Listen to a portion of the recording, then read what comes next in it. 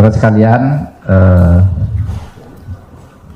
sore ini tadi kami mengadakan rapat koordinasi dengan Kejaksaan Agung, dengan Mabes Polri, dengan Menteri UKM, Koperasi dan Usaha Kecil Menengah, kemudian dengan kantor staf Presiden untuk membahas keterkejutan Indonesia, baik pemerintahnya maupun rakyatnya, karena kasus Indosuria yang sudah dibahas lama bahwa itu merupakan perbuatan hukum yang sempurna sebagai pelanggaran pidana, baik dari Kejaksaan Agung, Kepolisian, PPATK, itu ternyata dibebaskan, onslah oleh Mahkamah Agung.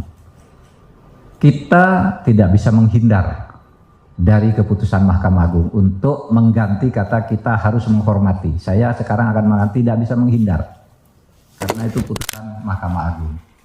Ya. Mungkin kita tidak perlu menghormati, kita tidak bisa menghindar gitu aja kan bisa. Nggak bisa apapun gitu karena itu putusan Mahkamah Agung. Karena apa? Itu dakwaannya udah jelas. Pelanggaran Undang-Undang Perbankan pasal 46, menghimpun dana dari masyarakat padahal dia bukan bank tanpa izin. Itu kan sudah jelas. Kemudian kalau dia mengatasnamakan koperasi, 23.000 orang yang menggugat ini bukan anggota koperasi nyimpen uang di situ, kan tidak boleh. Bisa juga masuk ke pencucian uang kan dakwaannya dari itu, tapi tetap bebas. Nah, oleh sebab itu kita tidak boleh kalah untuk menegakkan hukum dan kebenaran. Pemerintah, Kejaksaan Agung akan kasasi. Kita juga akan membuka kasus baru dari perkara ini karena tempus deliktinya dan lokus deliktinya setelah korbannya masih banyak. Kita tidak boleh kalah untuk mendidik bangsa ini berpikir secara jernih dalam penegakan hukum. Dalam pada itu, pemerintah juga akan segera melaksanakan putusan PKPU, Peradilan Niaga, ya, yang sudah memenangkan itu pemerintah ya, nasabah atau penabung untuk ya mengambil harta itu untuk dibagi. Itu putusan pengadilan, cuma masalahnya sekarang pengurusnya masih yang lama. Nanti kita akan melakukan langkah hukum. Dan untuk jangka panjang, panjang dalam arti di luar panjang sesudah ini, tidak panjang-panjang amat kalau waktunya. Kita mohon pengertian kepada DPR.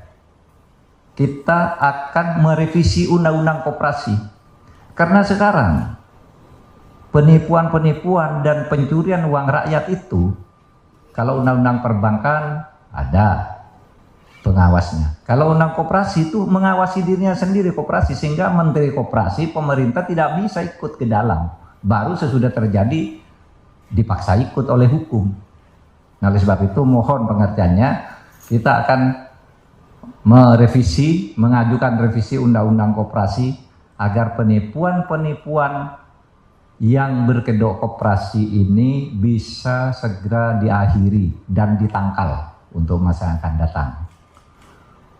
Demikian untuk kasus Indosuria.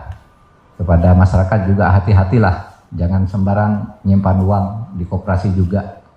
Itu karena pada akhirnya ya seperti ini, kita semua yang jadi repot karena tidak hati-hati memilih tempat nyimpan uang atau membeli saham atau apapun namanya gitu. Supaya hati-hati, ada lembaga-lembaga yang resmi yang menjamin keamanan uang itu, ada undang-undangnya juga. Kalau seperti ini lalu siapa yang mau disalahkan juga? Pemerintah tidak ikut-ikut, tiba-tiba uang itu terjadi padahal oleh undang-undang pemerintah tidak boleh melakukan pengawasan terhadap koperasi. Di pengadilan juga persepsinya beda, kan gitu. Tapi mari kita jangan takluk terhadap mafia-mafia dan penghisapan terhadap kekayaan rakyat yang seperti ini. Terima kasih. Assalamualaikum. Ya, yang PKPU tadi yang sudah diputus di peradilan niaga itu jumlahnya 8 ya, bukan hanya Indosuria, tapi ada 8 yang sudah menang. Kita tinggal dieksekusi, hartanya diambil, dihitung, dibagi ke nasabah. Meskipun sudah pasti akan lebih kecil jumlahnya, tetapi kalau nanti dimaksimalkan perampasan atau penghitungan asetnya yang tersembunyi dan yang tidak tersembunyi, itu mungkin bisa lebih banyak. Tetapi itu satu upaya yang secara hukum bisa dilakukan. Sekian, makasih.